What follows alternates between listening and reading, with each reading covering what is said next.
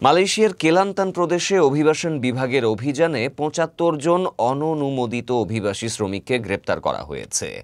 এদের মধ্যে ৬৭ জনই বাংলাদেশি। বুধবার ২৯ অক্টোবর কেলান্তান অভিবাসন বিভাগের পরিচালক মোহাম্মদ ইউসুফ এক বিবৃতিতে জানান, অভিযানে গ্রেপ্তার হওয়া ৭ জন স্বীকার করেছেন যে তারা থাইল্যান্ড মালয়েশিয়া সীমান্তের সুঙ্গাই গোলক নদীপথ ব্যবহার করে অবৈধভাবে মালয়েশিয়ায় প্রবেশ করেছে।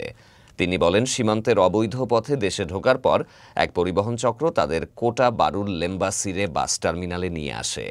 ধারণা করা হচ্ছে সেখান থেকে তারা মালয় উপদ্বীপের পশ্চিম উপকূলীয় রাজ্যগুলোতে যাওয়ার প্রস্তুতি নিচ্ছিলেন।